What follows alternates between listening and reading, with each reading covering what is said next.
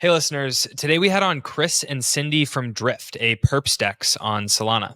They were here to talk about Swift, an extension of their current perps exchange that uses some novel off-chain elements to make trading happen faster and at better prices. One good note for the uninitiated is that perps are shorthand for perpetual futures, which are a kind of options contract in DeFi that lets traders make bets on the future prices of crypto tokens without an expiration date like traditional options contracts.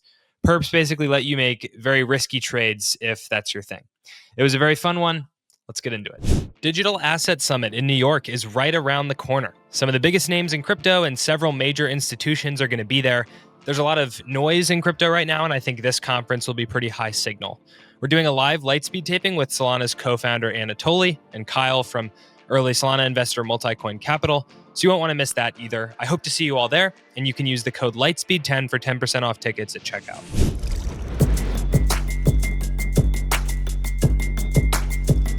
Hello, and welcome back to another episode of Lightspeed. I'm your host, Jack Kubanek, joined today by Chris and Cindy from Drift, a Solana perps DEX. Chris, Cindy, thanks for coming back on the show. Hey, Jack. Thanks for having us. Super excited to be here today. So y'all have been on Lightspeed a few times now, but today we're mainly hoping to discuss this new feature that Drift is putting out, Swift. So we know Ripple put Swift on the blockchain, but this is not referencing the global financial rails, right? It is a competitor to Hyperliquid, a different kind of Swift on the blockchain, but you can only hope it does as well as XRP has. I'll start by asking you guys, just maybe talk about a little more granularly how Drift works. So it's a perps DEX. So talk about how it works with the makers and keepers and everything, and then maybe dive into what Swift is aiming to do on top of that. I can kick it off with some brief intro on how Drift currently works, and then we can talk about motivation behind launching Drift. So currently, Drift has a three-way liquidity system that includes an on-chain order book, just-in-time liquidity, which is a Dutch auction that fills users based on the price that they've based on a market order that essentially activates a Dutch auction on top of it, allowing market makers to fill orders directly instead of waiting for resting liquidity to hit, and also virtual AMM liquidity. Swift is an evolution to the just-in-time liquidity auctions that now, instead of users needing to place orders on chain, users can place orders in a channel directly to market makers, which has brought transaction speeds and transaction landing times to, over 5 slots in previous just-in-time auctions to single slots now.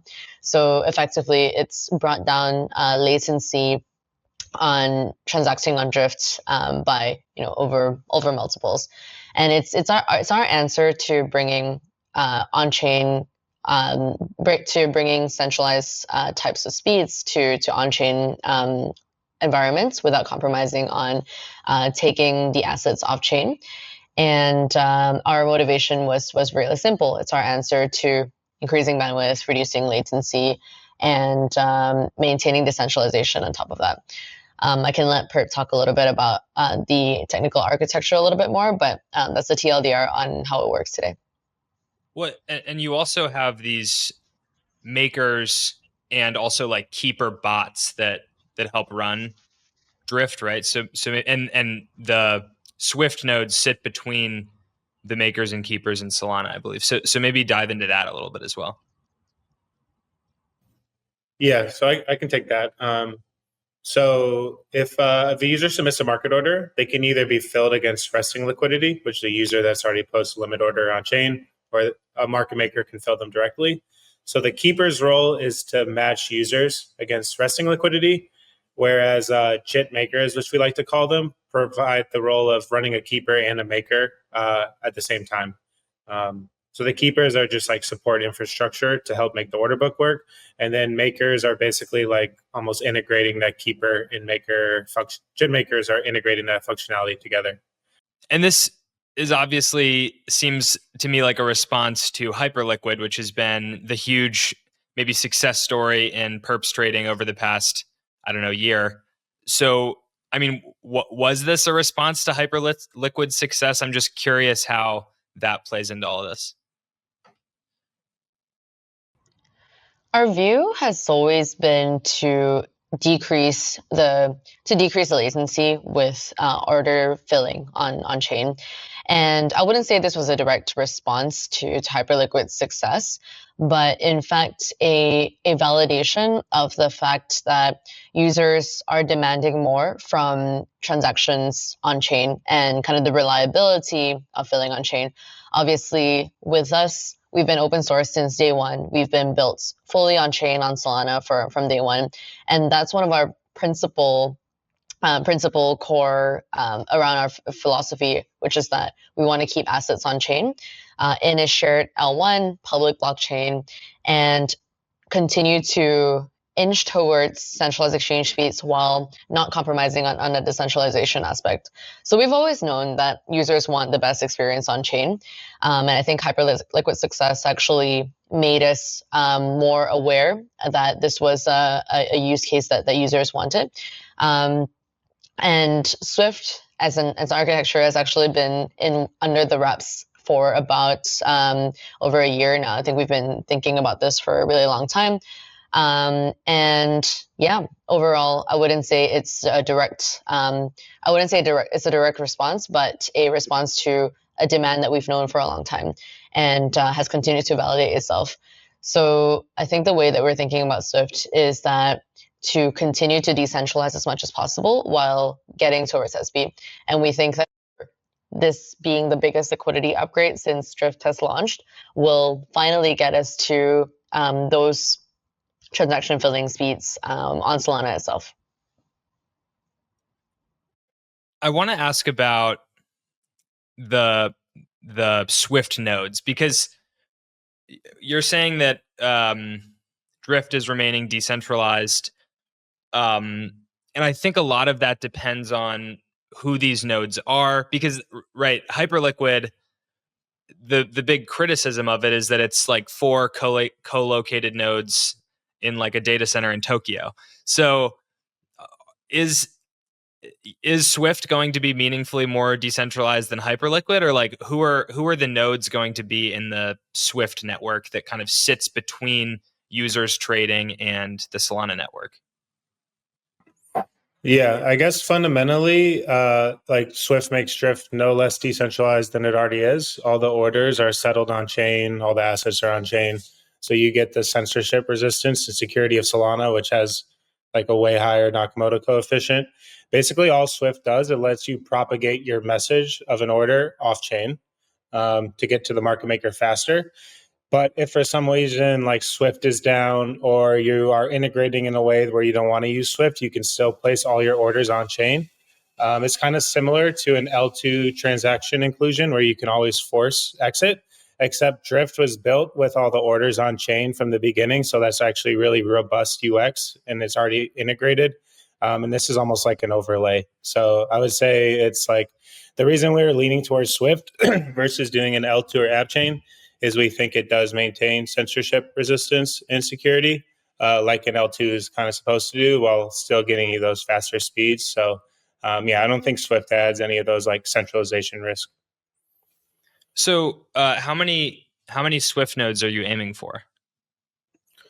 Initially, it'll just be one, because there's always this element of like you can place your order directly on chain. It's just slower, and you still go through the exact same auctions, get access to the exact same market makers and keepers. Over time, we do think that there could be more Swift nodes, so it's not like permissioned where like you need a whitelisted key. We also just launched this thing of isolated pools where you can like segment off collateral, so we could see new pools and like new perp markets spinning up, and then separate Swift nodes providers working for those pools. But yeah, to start, we're leaning into there only being one node and increasing speed, knowing that like the core base level has already been working well and already is decentralized. So go ahead, Cindy. Yeah, I want to emphasize that every single order that users placed will still be an on-chain order on Solana. So in terms of decentralization, this doesn't actually take away from any like on-chain piece at all. It's simply a way to sign messages quicker with MMs to get order confirmations in the same slot that a user places it in, and allows the MM to essentially put the order on chain on behalf of the user. But from the very beginning, in the entire lifecycle of the order, it's still decentralized, still on Solana from day one. So there's no real concept of off-chain centralization here, if that makes sense. Now for a quick word from today's sponsor.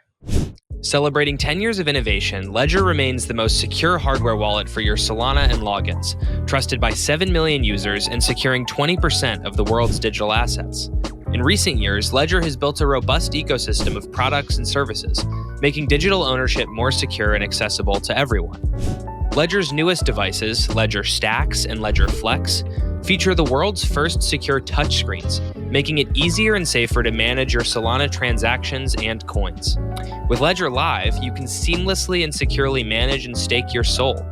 Alongside Ledger Stacks and Ledger Flex, Ledger introduced the Ledger Security Key app, a safer alternative to traditional passwords, enhancing your overall digital security. Thank you to Ledger for making today's episode possible. And then one other piece, maybe before we look more broadly, is just explain to me why this isn't an L2. Because when we're talking about bundling transactions and inheriting the security of Solana and things, it sounds somewhat similar at first blush to how people talk about layer 2s. But I know in this white paper, you're insistent that it's not. It's a network extension. Well, we don't think it's a network extension. I guess the L2 is there's a state machine off-chain, and the sequencer bundles all the state updates together. And then that sequencer is the only one that can put the information on chain. That's what makes it more centralized as a sequencer. And then if you don't have that transaction for forced inclusion as a user, you're kind of screwed if the sequencer goes down. For Drift, basically, it's you sign a message and then there's not a single sequencer that's maintaining the state updates. Any market maker or keeper can post it on chain. And then say you send the message to the Swift node's down, you can just drop that message and you can send a normal transaction and get your order included.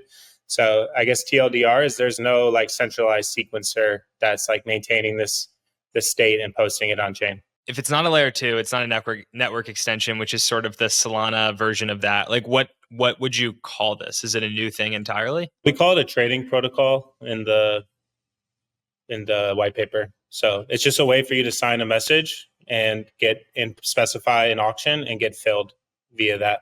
Yeah, one important distinction to make is that this is an opt-in network. And I would think about it as similar to how we have 3 ways of filling liquidity in Drift: the AMM, the just-in-time liquidity, as well as the order book. I would see Swift protocol as a 4th way to fill orders, which is much faster than the rest, but it's entirely opt-in in that you can also choose to fill in the order book or fill in the traditional just-in-time liquidity. But we expect that because the performance improvement is going to be so substantial, that will be the default way for most users to trade. But yeah, the way that we see it is it's a new standard for filling orders on chain that could also be ported outside of Drift, outside of Perps, and be included within Spot as well, and could be potentially adopted by other protocols. So rather than seeing it as a Drift-only innovation, we're seeing it as a new Solana-based trading standard. And is it less expensive to land transactions on Solana because I guess since you're moving the maker and keeper components off chain, you don't have to pay priority fees or something like this? Yeah, so for the taker who's submitting the market order, their trades are now gasless. So that's a big benefit for them. Obviously, when network's congested, you could save quite a bit like that. And then, the reason why market makers like JIT liquidity more than they like quoting on the order book is they only need to submit a transaction to fill a user when the order exists versus having to basically send a transaction basically every block to update their quotes, which can get super expensive. And that's why in the short term, a lot of Solana liquidity is moving to be JIT liquidity because it's more like economically sustainable at this current point, the way Solana works to provide JIT liquidity. So yeah, we've gotten great feedback from market makers that they like JIT and they like that Swift is making the JIT even faster. Zooming out, I'm thinking about this maybe more from the validator side of things, because it seems like Solana is in an era right now where it's really trying to cut down on off-chain sort of side deals that had become popular on the network. So SIMD 96 brought priority fees on chain, and it was meant to prevent side deals and like cut down on the number of TPUs and so forth. You know, Paladin, say, has been hated on a little bit for creating this sort of side lane to get transactions landed on Solana. It seems like there's this desire to just bring everything in protocol so you have all the data so everyone plays on the same playing field. So just as like a larger question for the health of Solana, like, is that a worry for you that this is, I don't know, creating another side venue where people try to fill their orders that's not just on Solana mainnet, and the benefits that you get from everything being shared in the same ledger? Yeah, I guess the way I think about this is I think JIT liquidity is a medium-term solution that works relatively well to make market making sustainable on chain. The current protocol design makes it hard to do things like order book and AMMs on chain. This is where like the conversation around multiple concurrent proposers leaders comes in, where they're trying to make it so that the priority fees to land your transactions are lower so you can put things like order books back on chain. So the way we're working backwards from giving users like good liquidity right now and making it so market makers can quote on chain right now. And then we're basically expecting the Solana core teams to keep improving like the underlying layer. So then you can put these order books like the pure claw back on chain. Drift supports an order book, but there's some modifications to make it work on Solana that make it harder to have like the one tick type spreads. So am I concerned about it? Like, I think Solana, like the people at the top and like who are like influential, understand like this needs to keep improving. But like we've been here since 2021, like when transactions couldn't even land, so we're like confident that the core team can like keep innovating there. That's interesting. If I'm hearing you correctly, you're sort of saying like we believe that Solana's performance will increase to a point where we can hit Binance speeds on chain, but that world is not right now. And so Swift is sort of this bridge until you get there to have the faster speeds that you're going for. Is that kind of what you're getting at? Yeah, pretty much. Or also the execution, right? So there's speed and there's execution. So right now on Solana, like if you quote on chain, the spreads are a bit wider because like the MEV pipeline makes it really easy for arbitrageurs to pick market makers off. So the spreads are wider. JIT makes it so the market makers can quote a lot tighter. So you can get these better fills. So it's a combination of like JIT is needed to get tighter fills, but then how we used to do JIT was a little bit too slow. And now Swift also makes it faster. So you can get these like fills in like 1-2 slots. And it makes it like good enough right now. And then, yeah, we expect Solana to just keep improving on protocol design. So the on-chain spreads can also get tighter. And then JIT can be like, there'll be the on-chain like order books will be more competitive with JIT. And then the other question I wanted to ask on the validator side of things is SIMD 228 looks primed to pass, which will cut Solana issuance, and it'll mean that validator revenue comes a lot more from REV. So tips and fees being paid out to trade on Solana basically is how validators will support themselves. Will Swift cut into REV because some of these aspects are now happening off chain? Yeah, so that's a good question. So currently, the way Drift works right now, a lot of the fills and market maker action already goes through JIT. We're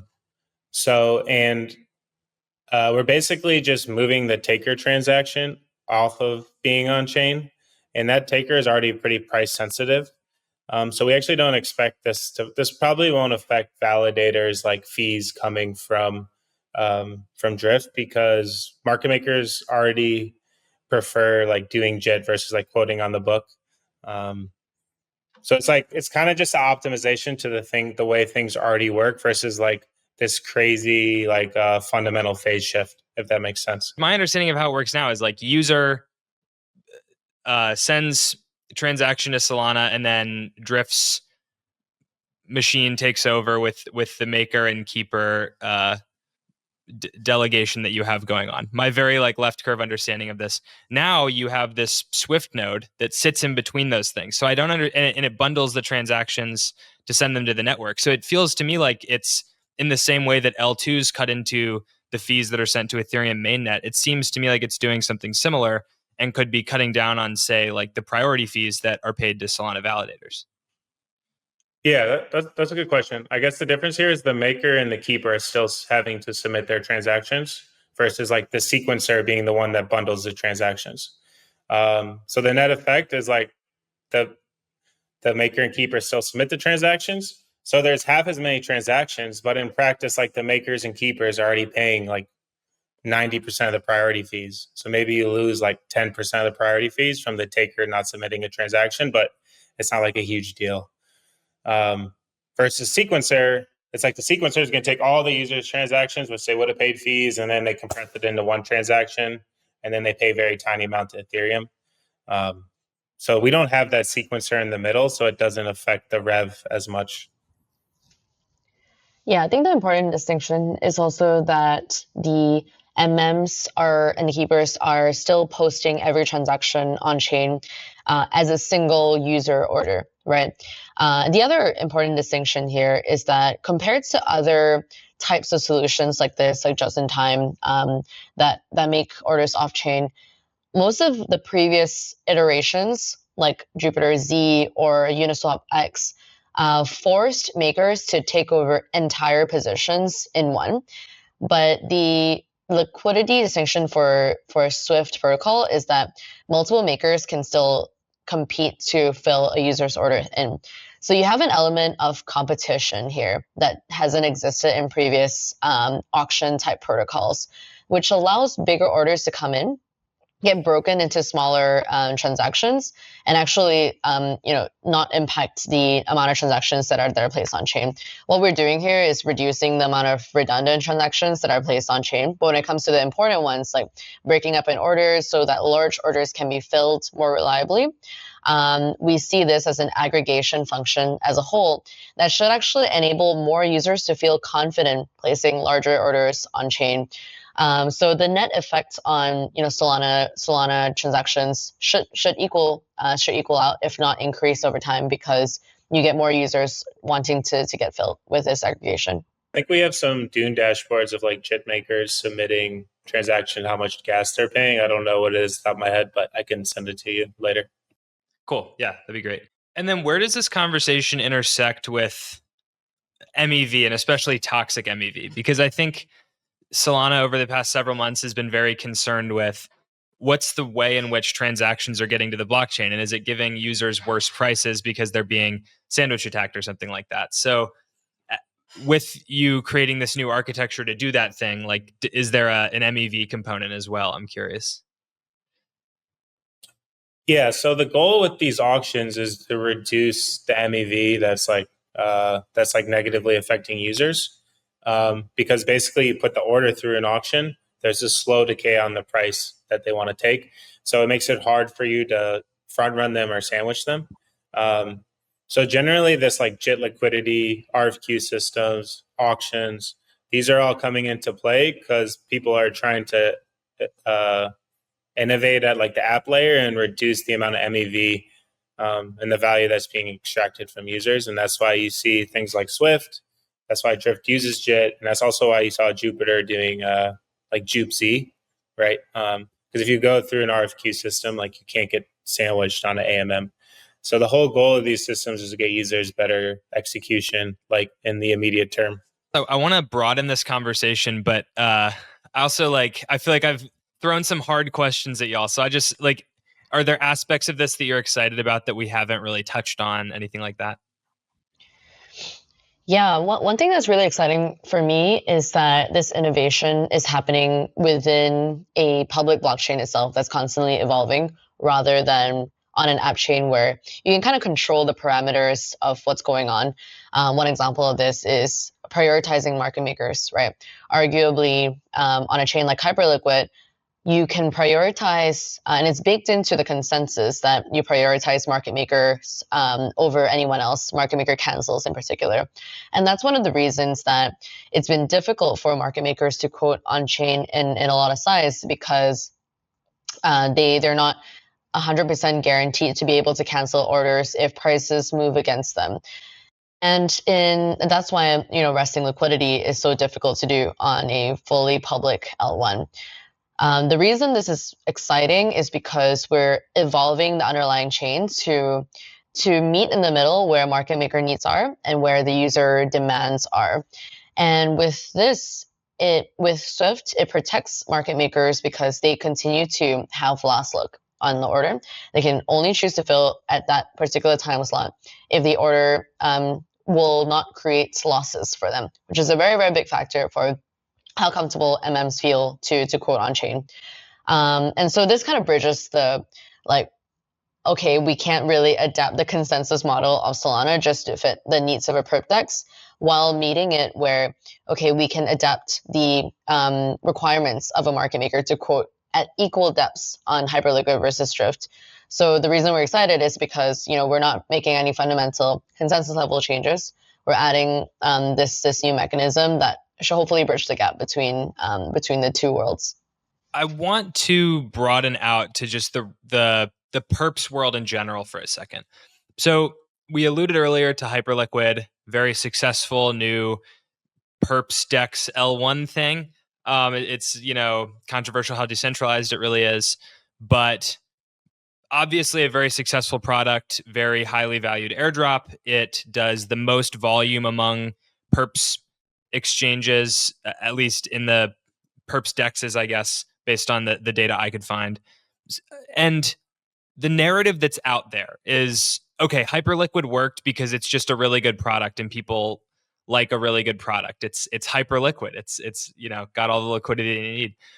I'm curious if there's like a slightly more in-depth take you guys can give, just being a perps dex yourself. What about Hyperliquid worked? Why was that product so successful when it came out and still today?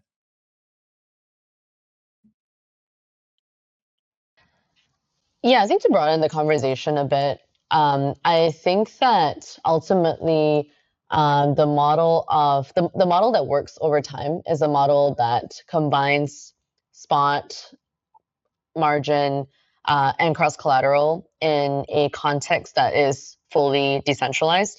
Where I think one of the key assumptions that are being made with HL's model is that spot assets will eventually migrate over to a new chain versus meeting spot assets where they are. Solana as a chain already holds tens of billions of assets on it, including RWAs, stablecoins that are native, right? On-chain spot assets, LSTs. And I think one of the core assumptions and the hypotheses that we have is that in the long run, you want to be housed in an L1 where the assets are, to continue to build on this type of prime brokerage model that we see in TradFi. Versus isolating yourself from the very beginning and trying to build an ecosystem around it. So our view is that over time, this cross-collateral model, enabling any asset to be used as collateral without trusting multi-sigs as bridges, will be the dominant model for perps over time. And that with these hybrid centralization pathways, such as Swift protocol, you get you get both the best of both worlds, and the product trade off of having all these assets in one place actually is a benefit of decentralization versus working against decentralization. Well, because that's what I wanted to ask about, because Hyperliquid isn't really built where the assets are, right? So are you saying that it can never decentralize and achieve the same performance? Like, why is Hyperliquid successful then if it's not where the assets are? I mean, I guess philosophically, hyper liquid makes you question like, oh, is it just about all the speed, or does any of this stuff matter?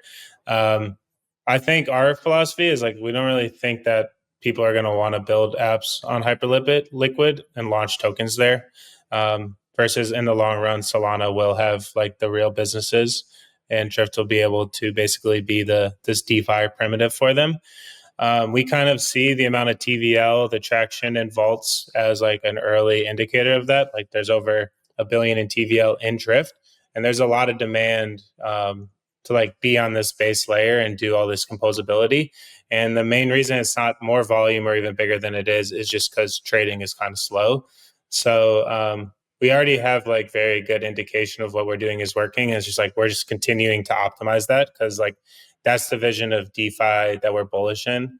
Like personally as a dev, like I don't want to be building like just a replica of, centralized exchanges just because it's like slightly faster and maybe people like it in the short term. We kind of want to build this more open and permissionless system. And like, it's going to take a little bit longer to get there, but like, I'm not so cynical of like, I'm just going to do the fastest thing to get there sooner. Now for a quick word from today's sponsor. Celebrating 10 years of innovation, Ledger remains the most secure hardware wallet for your Solana and logins, trusted by 7 million users and securing 20% of the world's digital assets. In recent years, Ledger has built a robust ecosystem of products and services, making digital ownership more secure and accessible to everyone. Ledger's newest devices, Ledger Stacks and Ledger Flex, feature the world's first secure touchscreens, making it easier and safer to manage your Solana transactions and coins. With Ledger Live, you can seamlessly and securely manage and stake your SOL.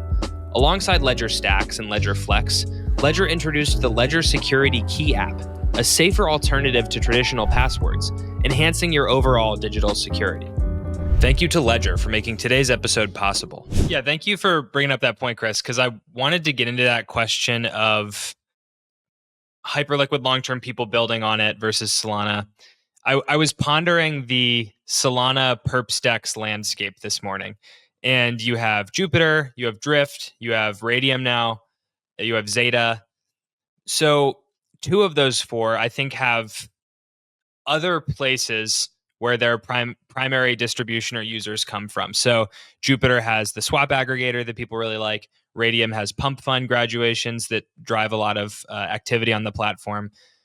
And they also are now both doing perps. And I mean, Jupiter especially is pretty successful in perps. So I guess I'm curious to ask, as you guys have built this thing out, does it seem to you like a perps exchange needs an associated business to bring distribution and users in, or can a perps DEX basically stand on its own?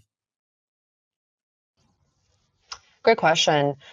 The way that we've been thinking about our evolution over time is going from a pure perps DEX to an all-in-one financial platform that includes different types of products to be able to meet users where they are in their life cycle. I think opening up the funnel and going broader, perps has a very relatively small user base versus spot trading, earning, holding assets on chain. And so one of the key focuses for us has been to broaden that user base to now include earn and borrow lend.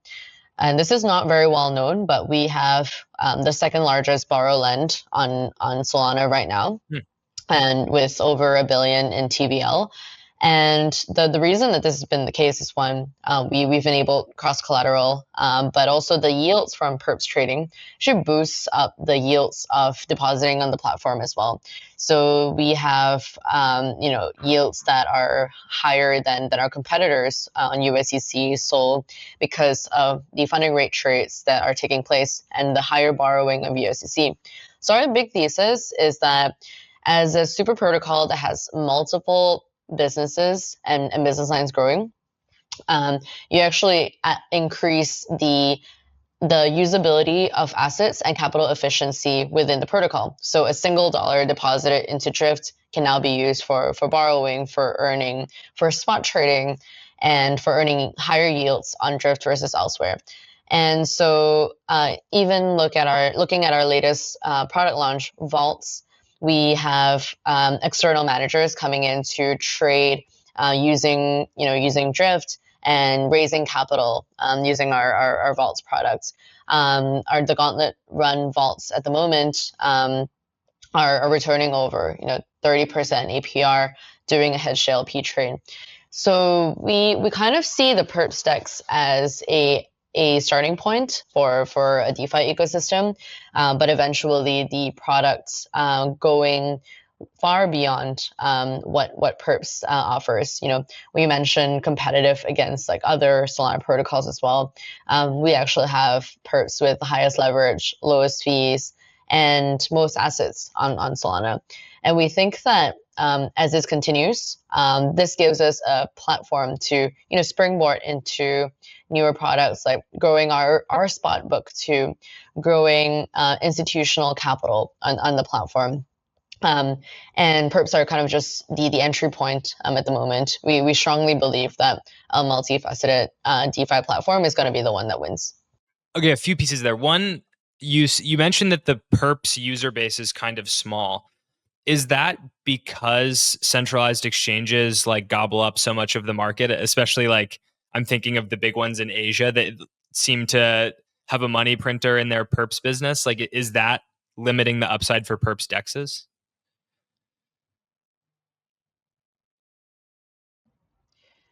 I think it's a regulatory question. And the question here is that as more users, if you look at the evolution of how different regions have treated perps, it's been very hot and cold. Even in Singapore, Hong Kong, many centralized exchanges have continued to be banned from providing perps to ultra high net worth users.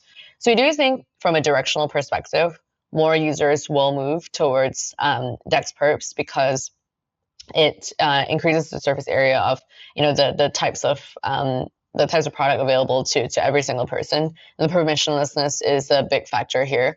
No one can actually ban an L1 Perps DEX because it's very, very difficult to shut down. Versus that not being the case for centralized perps. So directionally, we see that sector growing.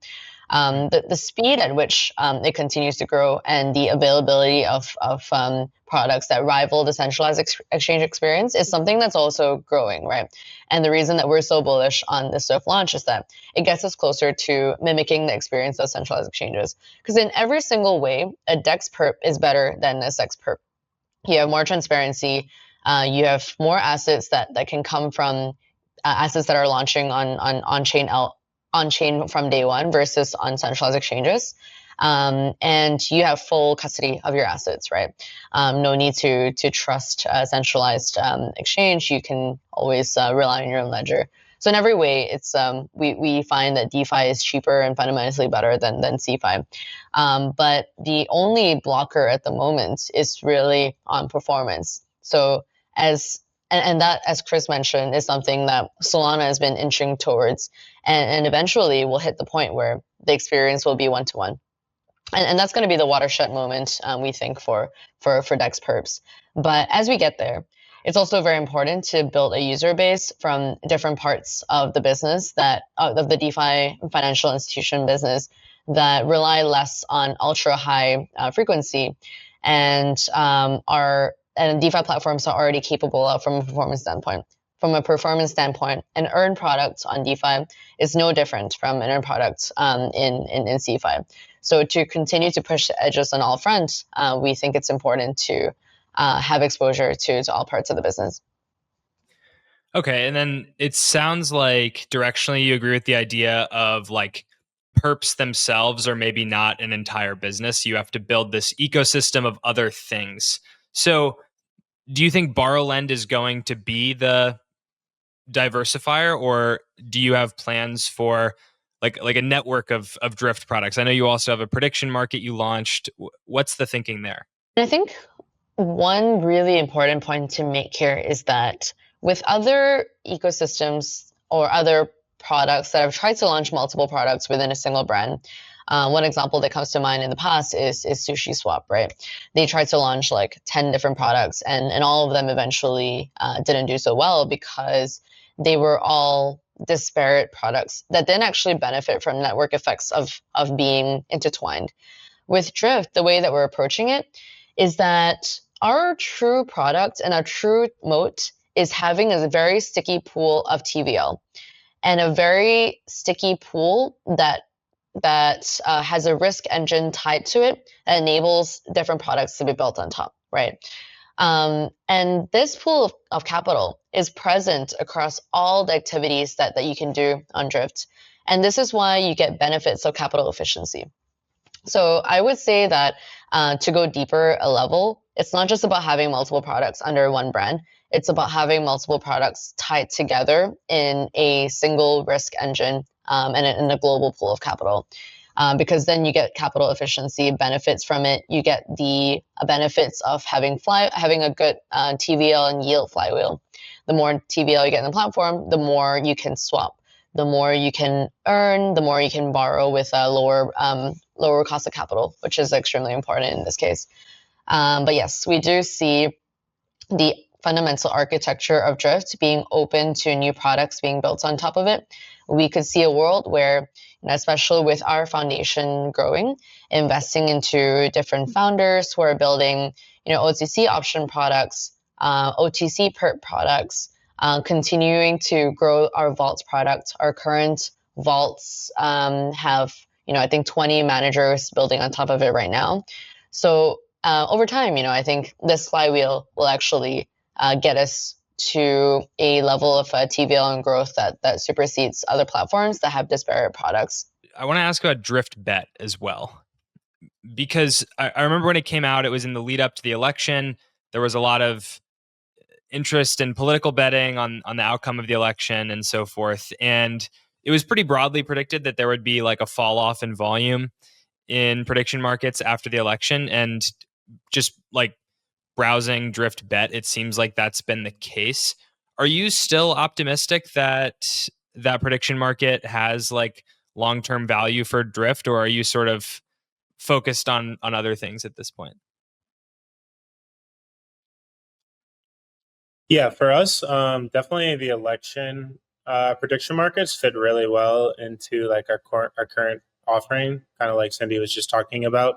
There's a lot of interest with like Trump winning the election, its effect on crypto, and there's a lot of like cross margining strategies you could do in Drift.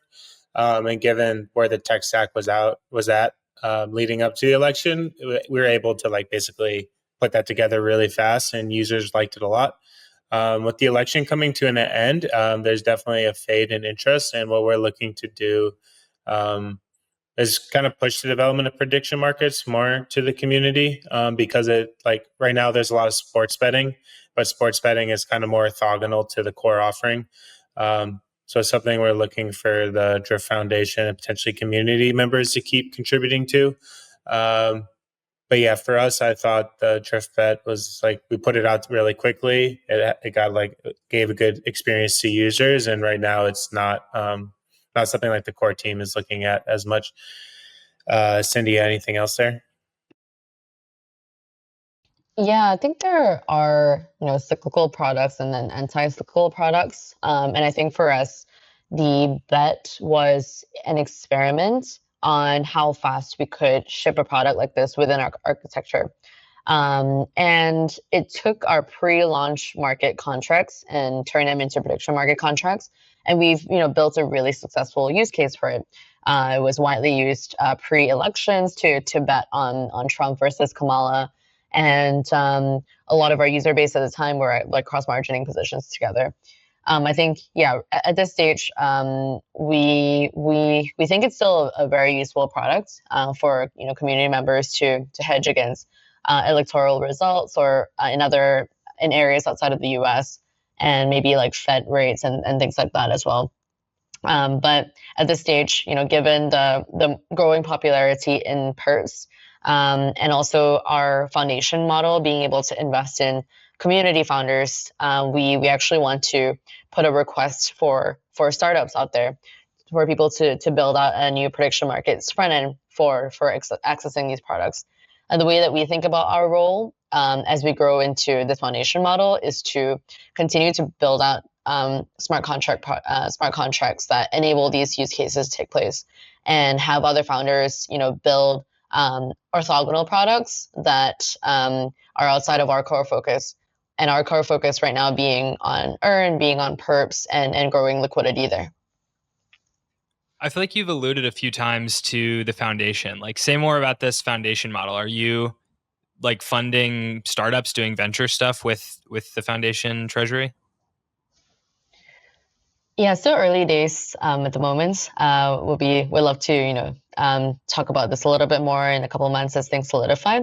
But we are working on initiatives with the Solana Foundation to launch DeFi accelerators where we're helping DeFi teams grow. And they don't necessarily have all to be built on Drift, because the foundation's mission is to accelerate the adoption of DeFi using Drift smart contracts, but also orthogonally as partners as well, as we think that every dollar that goes into DeFi versus CeFi is a win, it's a net win for the ecosystem.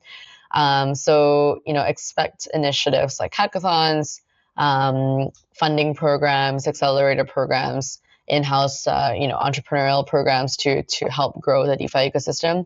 I think one of the things that we're really excited about is to just get more people excited about building in DeFi, and I think the ultimate role of the foundation, just as Solana Foundation has done, is to encourage more founders to take ownership of this mission and to put the onus on themselves to continue building up DeFi infrastructure and tooling and consumer products. Maybe where I want to conclude with y'all is just, what does DeFi need to do to win in 2025? I know earlier in this conversation, you talked about sort of waiting on a lot of performance improvements on the Solana end, just increasing bandwidth and reducing latency at the network level. But are there other things in the meantime that DeFi needs to be doing to meaningfully grow this year? One very important pipeline that we see is the growth of institutions in DeFi. I know this term is thrown around a lot, but there is a real benefit from incorporating institutional growth into the landscape. And one core area that we see growth in is the growth of more yield-bearing assets within DeFi. Right now, the DeFi ecosystem is limited by its own sources of yield. One big driver of growth is where we see real-world assets and real-world yields coming into play, especially as treasury yields go down, LSG yields go down. Users are going to be looking at new sources of yield. So one big growth, and also if we look at funding rate trade or basis yield trade, those rates are also starting to compress, right, as more people are putting money into it. What we're seeing is that DeFi yields are fundamentally collapsible over time as they hit capacity constraints. So a couple of things need to happen. One is that continued active trading needs to happen to keep these yields high. It's very cyclical. Or two, more sources of yield need to enter the ecosystem. One particularly exciting part of the market that we see growth in is tokenized private credit funds that are currently delivering anywhere between 9 to 13%. We see inclusion of that within DeFi, where looping strategies could bring those yields up to 15, 20%. And those blends of TradFi yields and DeFi infrastructure is where we see most long-term yields going, right? Because the capacity on private credit is a lot higher than the TVL in many DeFi protocols today. You can chuck 5 to 10 billion in private credit funds and doesn't move the needle in terms of compressing the yields. So I'm really excited for there to be a more robust bridge between TradFi money, DeFi money, and having access to tokenized yields on chain.